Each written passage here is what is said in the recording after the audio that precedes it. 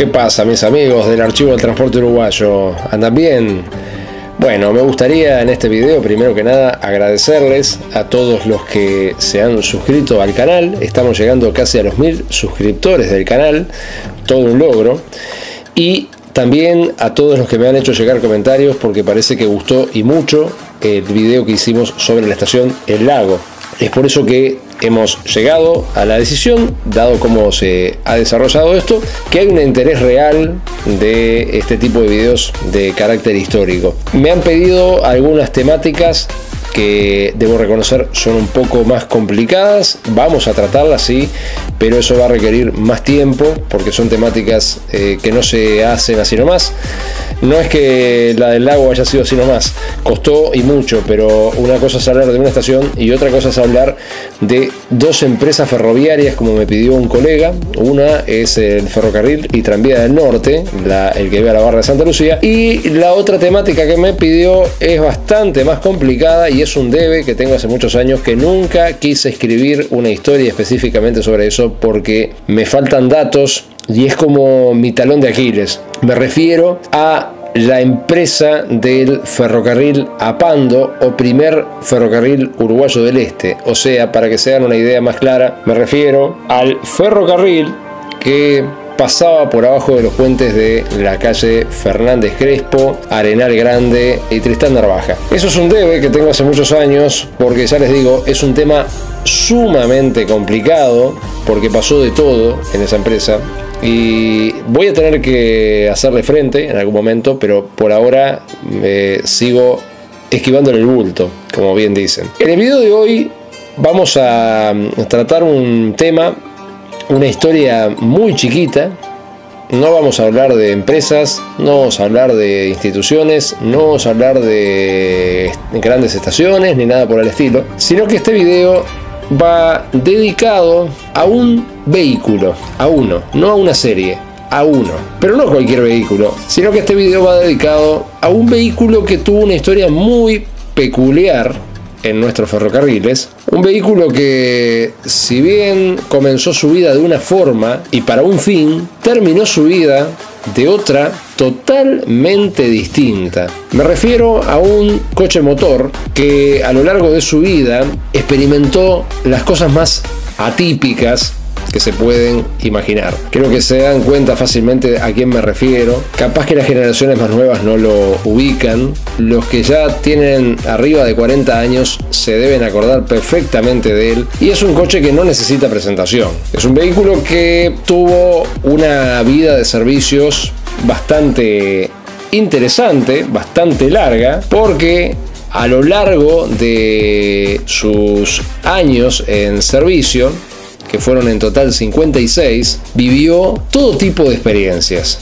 bastantes más de las que nadie se hubiera imaginado. No necesita presentación, ya se dieron cuenta a qué me refiero. Me refiero al legendario coche motor interno número 140. ¿Qué puede tener de raro esto? Mucho, muchísimo. Ese coche motor era un Brill 55, en sus orígenes al menos, que había sido comprado en Estados Unidos junto con otros coches que en ese entonces nadie podría pensar cómo iba a terminar este vehículo. A causa de algunos siniestros, o especialmente de un siniestro que tuvo en su vida, transformó su razón de ser en algo totalmente ajeno a para lo que fue concebido en sus orígenes. Lo destacamos en este video porque me parece que merece un enorme reconocimiento por su tan atípica historia en nuestros ferrocarriles. Es un vehículo que muchas personas se acuerdan de él. Tuvo varios esquemas de pintura a lo largo de su vida, pero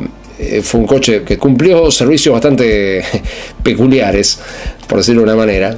Sirvió básicamente para todo. Era una especie de multiuso gatillo, como le dicen hoy en día. Pero bueno, vamos a intentar no extendernos más y vamos a entrar de lleno a hablar de este vehículo.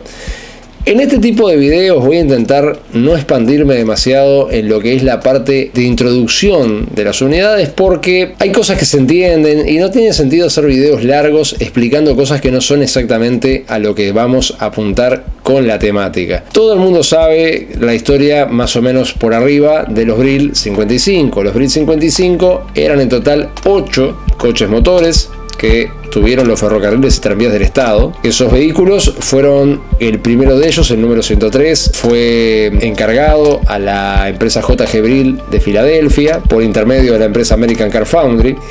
A finales de los años 30, más o menos calculamos en el año 1927, porque llegó al país en el año 1928. Fue un coche motor que revolucionó por completo la forma de llevar pasajeros acá, porque si bien acá en Uruguay ya existían dos coches motores, esos dos eran a vapor, habían dado un pero muy mal servicio, habían dejado la imagen del concepto de coche motor por el piso, y realmente fue una maniobra arriesgada volver a confiar en este tipo de tecnología y traer otro coche motor. ¿Se imaginan las críticas en la prensa de la época? Bueno, pero el hecho que este Brill, primer Brill que llegó al país, valga la redundancia, en aquel lejano 1928, no fue un fracaso, sino todo lo contrario.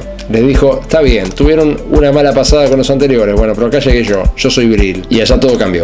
Ese Brill estuvo un par de años funcionando solo, era con un motor a nafta, fue el primer coche motor con motor a nafta, y dio tan buenos resultados que los ferrocarriles y tranvías del Estado decidieron adoptar el sistema de motores a combustión, que en aquel entonces era poco conocido, se podría decir. Valga la redundancia, este coche motor Brill fue el primer coche motor con carrocería metálica del país. También toda una revolución. Tengan en cuenta que la mayoría de los salones de pasajeros que ven acá eran, la mayoría, todos, eran de madera. Que viniera un coche motor con un motor a nafta y con una carrocería metálica, era como traer una nave espacial al Uruguay. Estamos hablando del Uruguay de finales de los años 20. Eso ocasionó entonces que se les colocaran motores a nafta también a los dos coches motores anteriores, el 101 y el 102. Y ahí la cosa cambió radicalmente y siguieron funcionando durante años. El 103 fue tan bueno que estaban todos maravillados con él y dijeron, bueno, vamos a comprar más. Y compraron más. Y ahí llegaron dos que eran iguales a él, que eran el número 104 y el número 105. De más está aclarar que este coche motor, el 104, no era el 140 de este video. Eso muchas veces se da a confusión y después al final del video vamos a explicar el porqué de esa confusión. Más allá de que los números eran parecidos, 104, 140, o sea, era el 4 pasado para el otro lado, era por otra razón que daba a la confusión. Con 3 coches motores Brill 55 en Uruguay, se hacía imperioso traer más. Cuando se compran más coches motores Brill 55, llegan en total en el año 31 otros 5 vehículos. Ese modelo que llegó en el año 31 no era exactamente igual a los 3 que ya estaban en el Uruguay. Si bien mirando los medios de lejos parecían iguales, si los empezaban a mirar de cerca eran muy distintos a los otros 3 vehículos. Eran coches más largos, eran coches más pesados. A diferencia de los otros que tenían clase única, estos eran mixtos, tenían una primera clase y una segunda clase, tenían una división en el medio. La cabina era más moderna, eran totalmente diferentes, el techo era más alto. En el caso de los 3 Brill originales, tenían el baño de un lado solo, o sea, había un compartimento que ahí estaba todo metido, o sea, el excusado, lo que acá en Uruguay llamamos comúnmente water, la pileta y demás. Bueno, los otros tenían la pileta de un lado y el excusado del otro. Tenían algunas diferencias extra, también los interiores eran diferentes, etc. Ahora, la planta mecánica era la misma. Era un motor Hall Scott, modelo 155/7, del tipo vertical, con 90 caballos de fuerza. Estos vehículos empezaron a circular en un principio en las líneas de los ferrocarriles y tranvías del Estado. Originalmente salían de la remesa de coches motores que estaba al lado de la estación central, pero por un acuerdo que se había firmado entre AFTE, o sea la Administración de Ferrocarriles y Tranvías del Estado, y el Ferrocarril Central del Uruguay, se había permitido que los vehículos salieran de la estación central del Ferrocarril Central, o sea lo que conocemos hoy en día como la estación Artigas. Esto era de beneficio mutuo de ambas empresas, porque el Ferrocarril Central, estamos hablando de principios de la década del 30, estaba en la ruina económicamente. Estamos hablando de que en el año 29 había existido el crack en Estados Unidos. Si bien acá en Uruguay llegó con cierto retraso ese desastre económico, llegó y acá afectó mucho al país. Es por eso que el Central no tenía un peso para comprar nada, ni locomotoras y menos coches motores, que no era exactamente el interés del Central transportar pasajeros.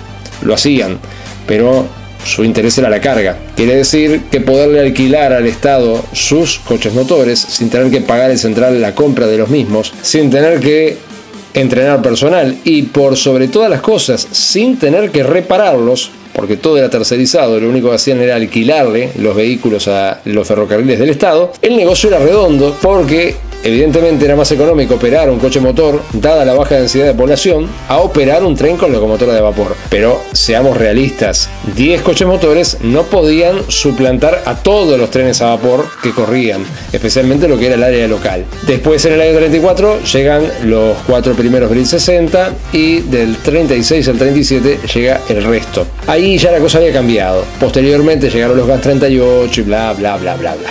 El hecho es que los Brill 55, cuando llegan los Brill 60 se quedan acá en el área de Montevideo y cubriendo los servicios a Punta del Este y demás. Y en el caso de los Brill 55 se tienen que marchar al litoral, porque ya en aquella época eran considerados viejos. Eran considerados viejos porque si uno los comparaba con los modernísimos Brill 60, claro, los Brill 55 parecían cachilas, eran nada que ver, eran cuadrados, tenían radiador hacia afuera, eran más parecido a un tranvía que a un coche motor propiamente dicho. Y los Brill 60 eran todo líneas muy estilizadas, motores más potentes, los coches eran más largos. Entonces los mandaron para cubrir servicios en el litoral a los 8 Brill 55. En varias fotos se aprecia de que los coches tenían unas rejas en la cabina. Tenían rejas en las puertas del furgón, esas puertas grandes que se corrían hacia atrás y hacia adelante, y tenían rejas en la ventana que estaba del lado contrario al conductor, o sea, donde estaba el asiento plegable.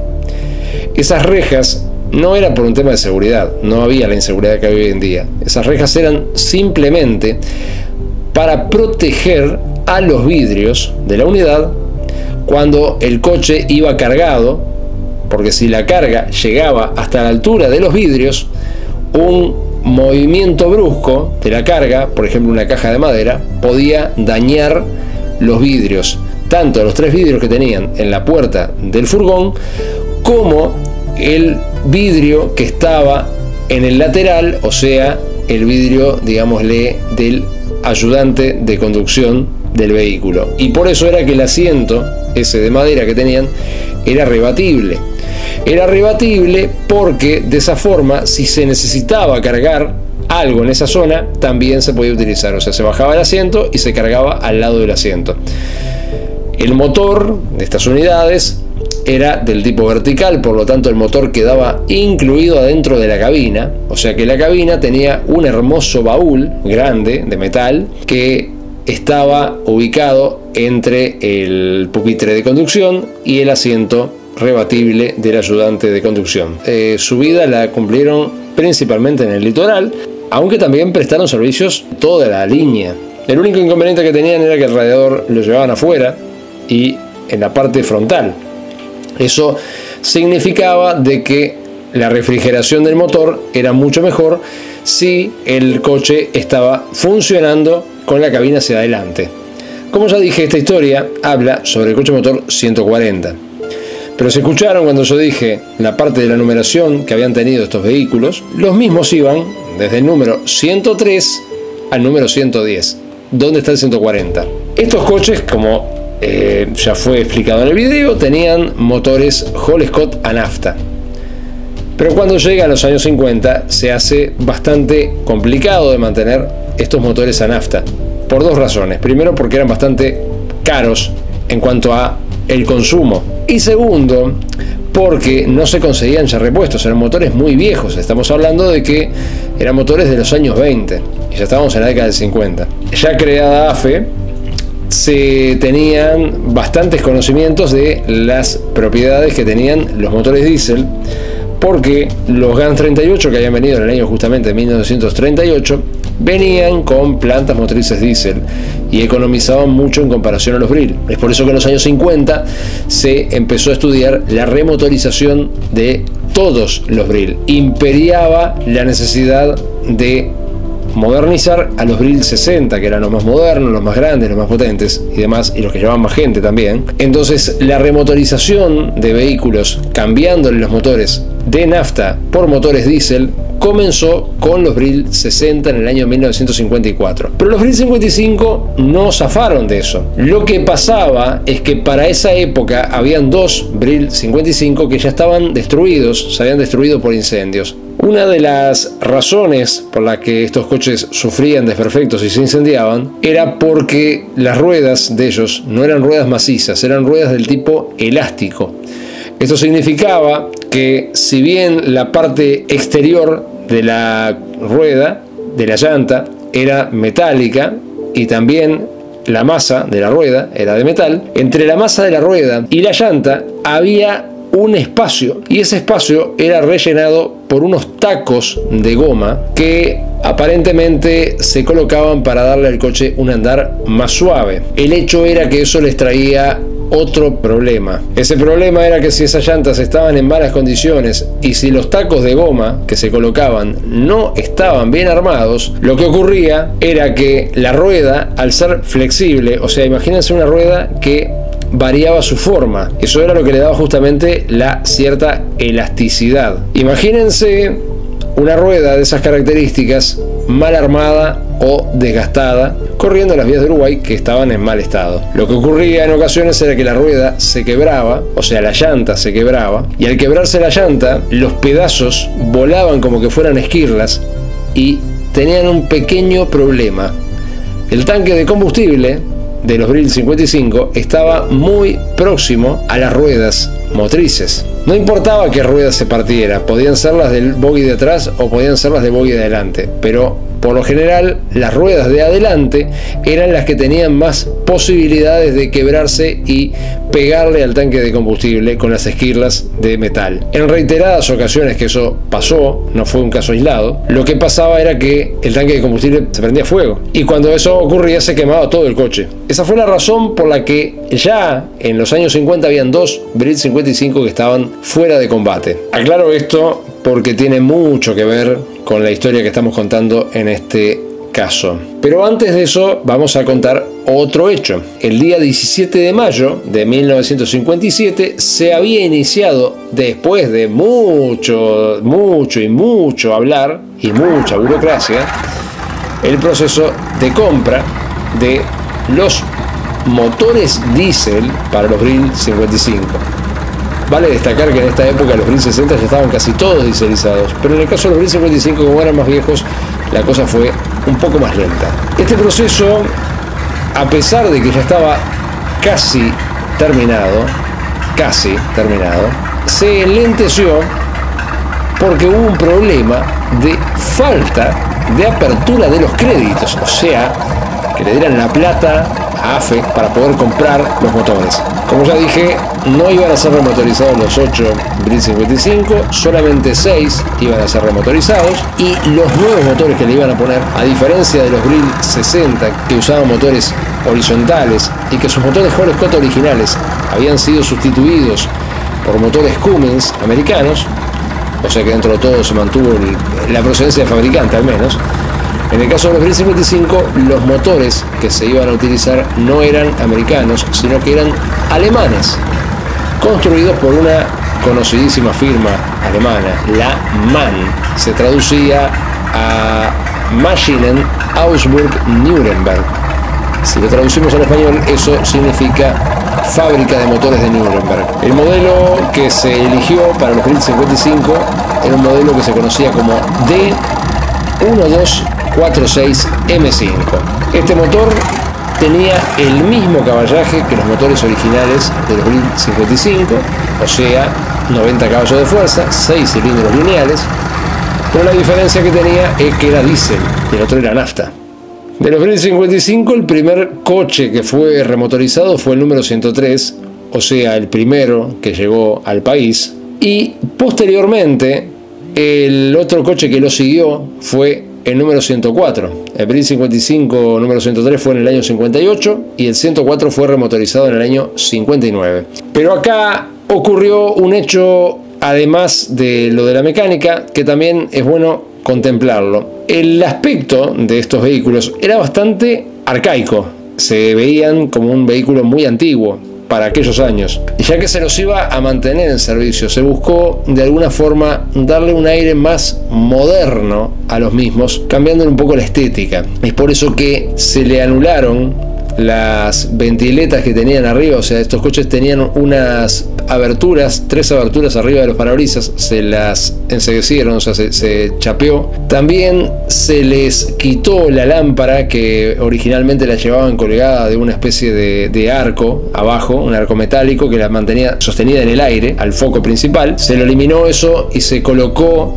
la lámpara embutida saliendo de dentro del techo, y además se les colocó, y esto sí que es bastante raro, un pedazo de miriñaque de Gans 38, porque los Brill 55 no eran los únicos que habían cantado flor. Los Gans 38, que eran bastante más modernos, ya habían algunos que habían cantado flor. Así que lo que se hizo fue, a los que estaban incendiados, que ya no tenían arreglo, de los Gans, se les sacó los miriñaques, se los acortó, se los modificó y se los preparó para que los usaran los Brill 55. Debe haber sido el peor concepto en cuanto a estética que se pudieron imaginar los de la remesa de coches motores o quien haya estado atrás de eso, porque verdaderamente los miriñaques de los Gans 38 adaptados a los Brill 55 quedaban horribles, espantosos.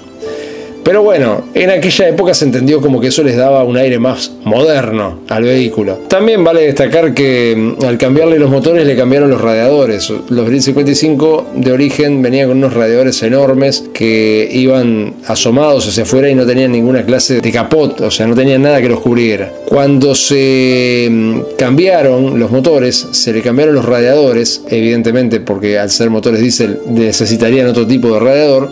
Y los radiadores que le colocaron, no sé si eso se lo hicieron acá o venían con eso de fábrica, venían con un capot que era como una especie de capot que se iba expandiendo cada vez más grande por medio de unos arcos en bombé, y cada vez más grande hasta llegar a la carrocería del coche. Y en la parte de adelante, para proteger la careta del radiador, tenían una especie de adorno que eran unos fierros cruzados y ahí una rejilla fina por si le pegaba un pájaro o le pegaba una piedra o cualquier cosa chica que le pudiera venir de frente. Era el gran problema que tenían estos vehículos, que no lo tenían los Brill 60, porque los Brill 60 los radiadores los tenían abajo, entonces no podían sí ser golpeados con algo, pero era más difícil. Y acá viene la razón de esta historia. Como ya les dije, los temas de los incendios de los vehículos Brill 55 eran bastante reiterados. El día 24 de abril de 1957, el coche número 105, que estaba corriendo con otro Brill, pero un Brill 60, en el departamento de Paysandú, en la localidad de Piedras Coloradas, en determinado momento partió una de las ruedas y los pedazos perforaron el tanque de combustible, tal cual ya les expliqué. Esto fue lo que causó que el coche tomara fuego. Si bien no hubo que lamentar personas lastimadas por las llamas propiamente dichas, una señora que viajaba en el vehículo se asustó y aparentemente tuvo un paro cardíaco y falleció en el lugar. O sea, no murió por obra del accidente en sí, pero el ataque de nervios le provocó la muerte. El 105, el Brill 105, quedó destruido totalmente en ese hecho. Se torció todo, quedó básicamente para tirar a la basura. Lo extraño de esto es que esto se volvió a repetir algunos años luego. En 1961, el coche número 110, que es el que trata esta historia, sufre un accidente muy similar al que le ocurrió al Brill 55 número 105. Este accidente con el 110 ocurre en el momento que este coche se encontraba también acoplado a otros coches motores, evidentemente siempre iban al frente, los Brill 55, y el incendio también ocurrió por lo mismo, una llanta que se quebró, o sea, se partió la rueda, volaron los pedazos, perforan el tanque de combustible y incendian al 110 también, al igual que había ocurrido con el 105, con el 109 y con algunos otros. Lo que ocurre en este caso es que no tenemos fotos como para demostrarlo, pero aparentemente el daño que habría sufrido el 110 no habría sido tan importante como sí lo que había ocurrido con los anteriores. Y a alguna persona se le ocurrió una idea mejor que tirarlo a la basura.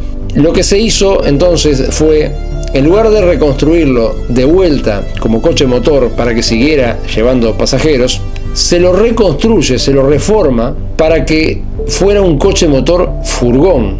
O sea, lo que se le hizo fue, se le anularon todas las ventanas que tenía en la parte de atrás, salvo unas que le dejaron para entrada de luz. Se le hizo una abertura, porque no era una puerta, era una abertura lo que tenía en la cola. Se le dejó, sí, el enganche de mandíbula y se lo alejó de por vida de los servicios de pasajeros. Esto fue en el año 1961. De ahí en más, este vehículo pasa a pertenecer al servicio interno y lo que empieza a ser de aquí en más es un vehículo que vendría a ser como una especie de camión de vía. Se utilizaba para cargar repuestos, para cargar herramientas, para cargar durmientes, para todo tipo de servicio que pudiera requerirse un vehículo de buena proporción, porque estamos hablando de que al eliminarle todos los asientos adentro había quedado un tamaño interesante. Si bien los Brit 55 no se caracterizaban por ser algo demasiado grande, tenían más o menos el tamaño de un camión medio chico. Entonces ahora pasaba a ser una especie de camioncito de vía, de tractorcito de vía. Bueno,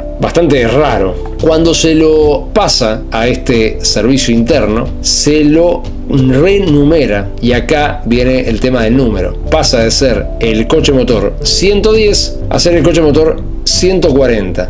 Coche de servicio interno número 140. De esta forma ocupaba una serie de que si en algún momento existiese otro coche motor, iba a pasar a ser el 141, o sea, otro vehículo de servicio de estas características. Igual no quedaban tantos Brit 55 en esa época como para justificar pasar a otro a este tipo de servicio. Le fueron eliminadas, como ya dije, casi todas las ventanas, con excepción de dos de ellas que se mantuvieron. Se suprimieron las puertas traseras y le fueron quitados todos sus asientos. Por último, se lo pintó con un esquema de pintura bastante peculiar. Consistió en una especie de color marrón claro, con el número 140 dibujado sobre el parabrisas central, pintado de color blanco, y el número se repetía en los laterales y se repetía detrás de la puerta corrediza de la cabina. Y como ya dije, se lo asignó a todo tipo de transportes de encomiendas, transportes de herramientas, transporte de personal, transporte de repuestos entre las diferentes remesas, etcétera. Hacía de todo, era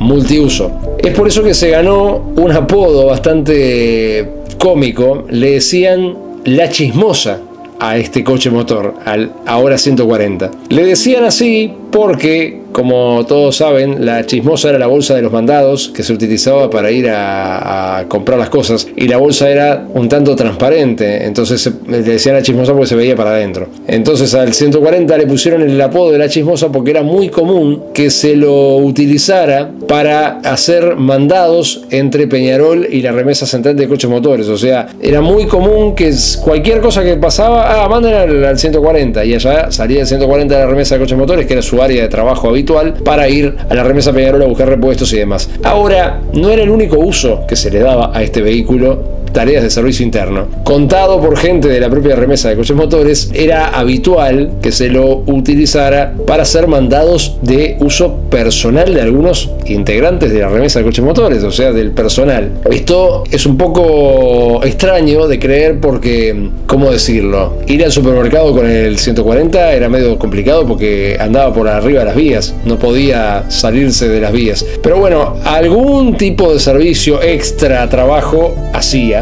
porque se lo utilizaba para ese tipo de cosas, inconvenientemente, pero en fin, fue parte también de su vida. En algún momento también, por allá por los años finales de los 60 o principios de los 70, se decide cambiarle el esquema y se lo pinta con un color azul oscuro, con una franja blanca al costado y el techo blanco. Fue el color más característico de él, no fue el único. A lo largo de su vida como coche motor interno tendría 3 esquemas. El último, más adelante del video, lo vamos a mostrar cómo era. Pero bueno, tuvo sí este color peculiar azul.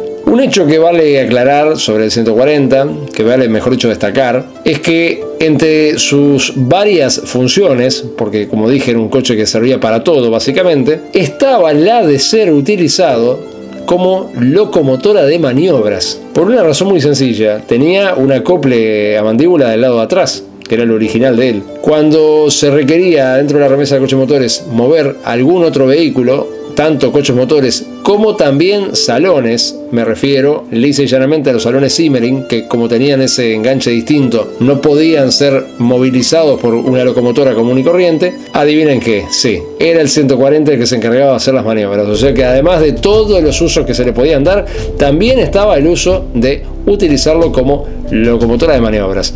Realmente un grosso el 140. Pero los años fueron pasando y les pasó factura a los Brill 55, y para principios de los años 70, de los 8 Brill 55 que supieron existir en una época, solamente se mantenían en servicio 3 de ellos. Esos 3 eran el 103, el 104 y el 140 ex 110. Los otros, el 105, 106, 107 y 108, habían sido dados de baja en mayo de 1972. Y falta el 109, que no lo nombré porque el 109 ya estaba dado de baja desde hacía mucho más tiempo, que fue el primero en salir de servicio de los Brill 55. El 140 hizo mil cosas, pero fue quien colaboró en los talleres Peñarol con la reconstrucción de los coches motores Gans 38. Cuando se los arenaba, que en Peñarol había una base de arenado de ellos, el 140 era el que se encargaba de mover a las partes individuales de la carrocería de los mismos, en el caso de los que se recuperaron durante los años de la dictadura. O sea, me refiero al 202,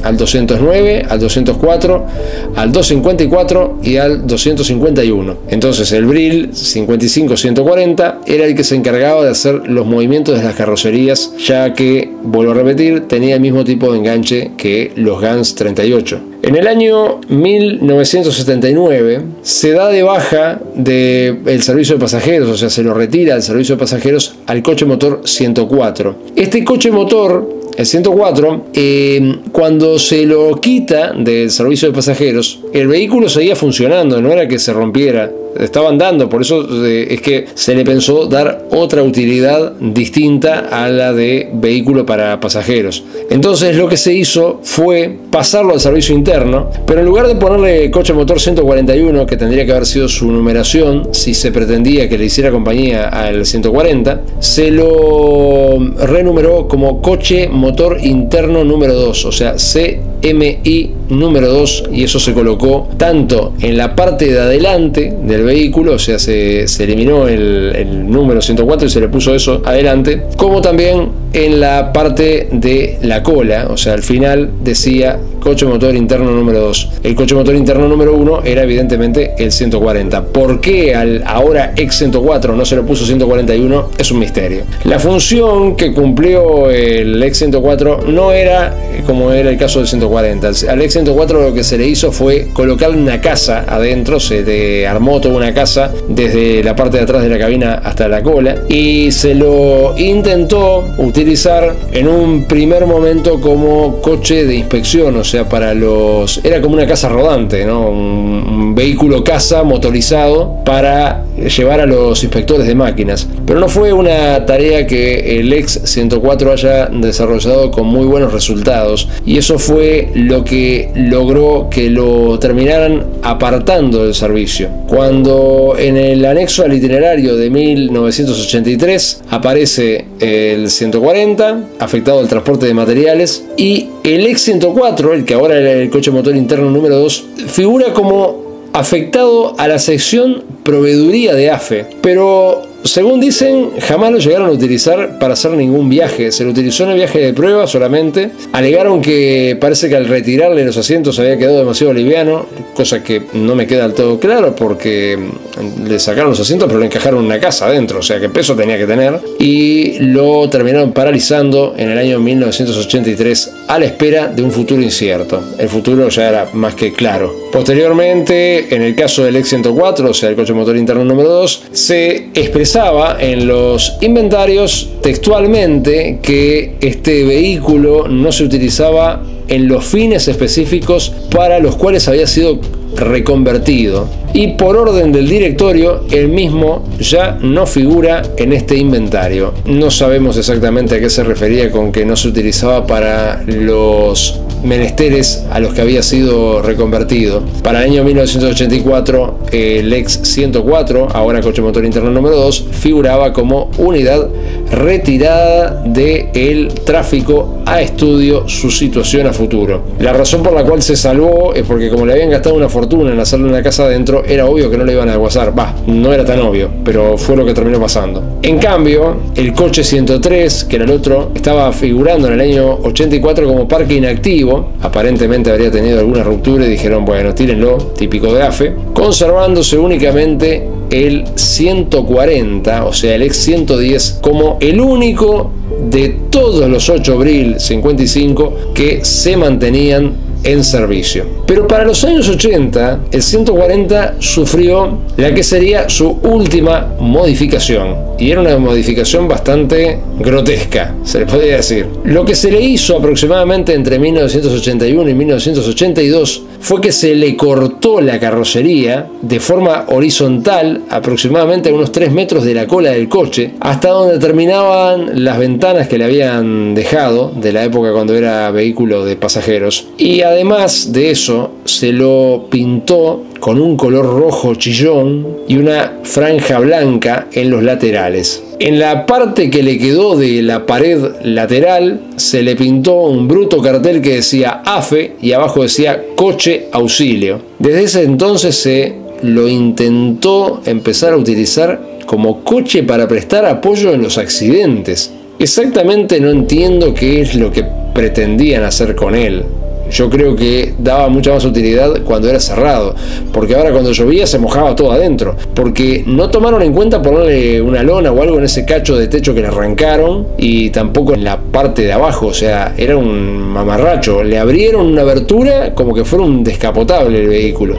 Y la historia del 140 termina en el año 1987. Ese año fue cuando vino la racia general, empezaron a desguazar todo. Posteriormente, en el año 88, cuando se sacaron de servicio los trenes de pasajeros, ahí, bueno, la cosa fue peor todavía, arrasaron con todo, y lamentablemente el 140 no se salvaría de ese triste final. Quiere decir que fue el último Brill 55 que operó en el Uruguay de forma oficial. Aclaro esto porque en realidad el último Brill 55 que operó fue el 104, porque funciona hoy en día, porque se logró salvar. O sea, el ex coche motor 104, que después pasó a ser coche motor interno número 2, que después tuvo una numeración de casa y que finalmente es agarrado por el CEFU, el Círculo de Estudios Ferroviarios del Uruguay, en el año 2005 y reconstruido nuevamente como coche de pasajeros, tarea que al momento de hacer este video todavía no está concluida, pero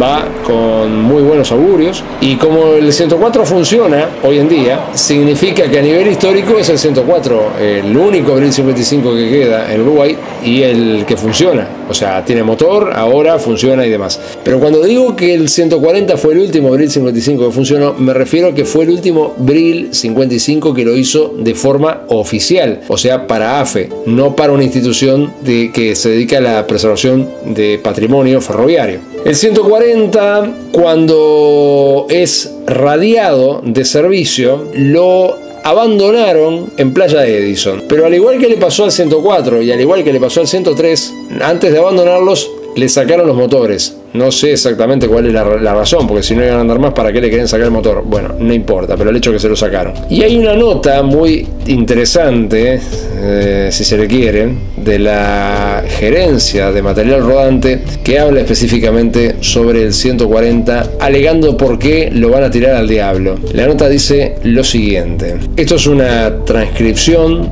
de un informe enviado por el ingeniero Horacio Chapuis al presidente de AFE de aquel entonces, el señor Juan Berchesi, con respecto al estado de algunos coches motores Brill 55 y Brill 60. Presten atención a lo que dice la nota porque es vergonzoso. Señor presidente, o sea, Berchesi. La nota está firmada el 22 de agosto de 1988. En el parte diario se indicó en forma escrita la situación del Brill 60 número 128, 129 y 131, omitiéndose el 114. Con relación al 118, el mismo quedó muy averiado a consecuencia de un accidente ocasionado el 31 del 12 del 87 en la playa de Maniobras. Hubo sancionados por ello. Acá abro un paréntesis, esto es totalmente mentira.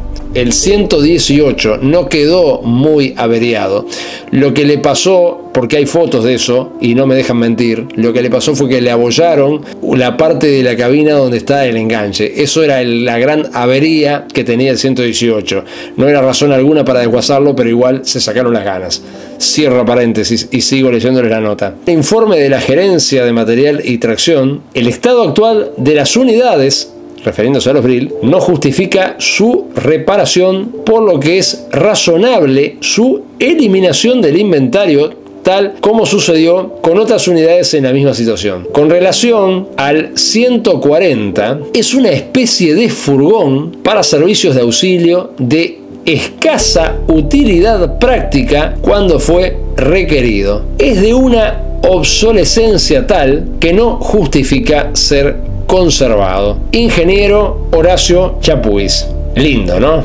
Realmente hermoso. El 140, como ya dije, antes de ser arrojado como basura vieja en Playa Edison, le sacaron el motor. Pero no bastó con sacarle el motor. No se lo pudieron sacar de una forma delicada. No, le cortaron el frente para sacarle el motor. O sea, le cortaron todo el parante central de la cabina. Vaya a saber para qué. O sea, ¿no era más fácil sacarle el bogie motriz y sacarle el motor por abajo? No, había que destrozarlo.